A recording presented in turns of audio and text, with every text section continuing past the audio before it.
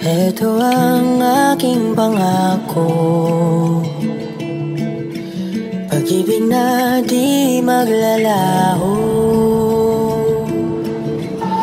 To be patient, to be kind and to be true, to love and to be loved by you. Ay, yura, Nax! Kaya naman pala active sa social media itong si Donnie Pangilinan. Miss na miss niya na raw ang girlfriend.